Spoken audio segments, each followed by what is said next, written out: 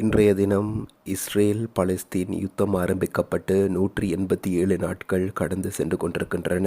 முக்கியமான விசேட செய்தியினை உங்களுக்கு தருவதற்காகவே இந்த பதிவினை தற்பொழுது இடுகின்றோம். ஹமாஸினுடைய அரசியல் துறை பொறுப்பாளர் தலைவர் இஸ்மாயில் ஹனியாவின் 3 பிள்ளைகளும் 3 பேர பிள்ளைகளும் மொத்தமாக 6 பேர் இஸ்ரேலினுடைய இராணுவ தாக்குதலுக்கு இலக்காகி தற்பொழுது உயிரிழந்துள்ளனர். இந்த செய்தியினை தற்பொழுது சர்வதேச ஊடகங்கள் பதிவிட்டு கொண்டிருக்கின்றன, விசேட செய்தியாக ஒளிபரப்பிக் கொண்டிருக்கின்றன. முக்கியமாக அல் ஜசீரா போன்ற ஊடகங்கள் தற்பொழுது இதனை விசேட செய்தியாக பதிவிட்டு கொண்டிருக்கின்றது. இதற்கு இடையிலே நாங்கள் பார்க்க வேண்டிய விடயம், இதனை உறுதிப்படுத்தும் வண்ணம் இஸ்மாயில் ஹனியா தற்பொழுது ஊடகத்துக்கு கருத்து தெரிவித்திருக்கின்றார். ஆம், எமது குடும்பத்திலே 6 பேர் உயிரிழந்துள்ளதாக அவரும் குறிப்பிட்டிருக்கின்றார். இது தொடர்பில் அவர் கருத்து தெரிவிக்கையில், நாங்கள் இதற்கு முன்னர் இந்த சுதந்திர பலஸ்தீன் போராட்டத்திலே எமது ஹமாஸினுடைய பல தலைவர்களை இழந்தோம், எமது குடும்பத்தில் உள்ள பல உறுப்பினர்களை நாங்கள் இழந்தோம், எமது பல இராணுவ தளபதிகளை நாங்கள் இழந்தோம். ஆனால் இது அனைத்துமே சுதந்திர பாலஸ்தீனத்துக்கான விதைகள் என குறிப்பிட்டிருக்கின்றார். இது எமது போராட்டம் தொடர்ச்சியாக இடம்பெறும் எனவும் அவர் குறிப்பிட்டிருக்கின்றார். நாங்கள் முக்கியமாக பார்க்க வேண்டும், இஸ்மாயில் ஹனியா தற்பொழுது டோஹா கட்டாரிலே இருக்கின்றார். டோஹா கட்டாரிலிருந்தே தொடர்பினை மேற்கொண்டிருந்தார். ஆனால் இவருடைய குடும்ப உறுப்பினர்கள் அனைவருமே பலஸ்தீனில் தான் இருக்கின்றார்கள்.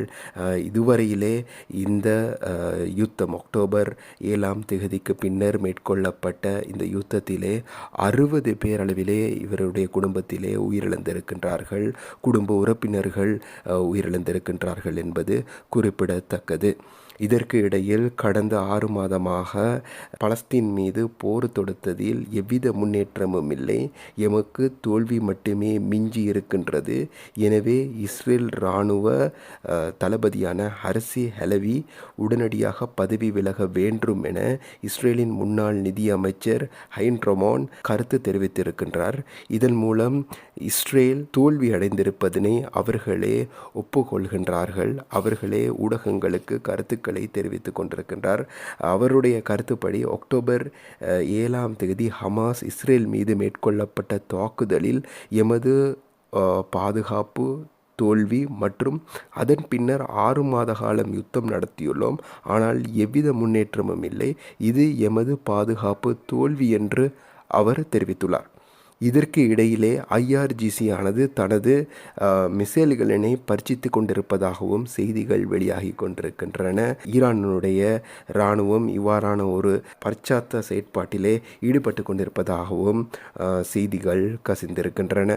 இதற்கிடையிலே இஸ்ரேலின் எலி அவுட் பகுதியிலே ஏவுகணை தாக்குதல் ஒன்று நடத்தப்பட்டிருப்பதாகவும் அதனை வெற்றிகரமாக இஸ்ரேல் இராணுவம் இடைமறைத்து உள்ளதாகவும் தகவல்கள் வெளியாகி இருக்கின்றன.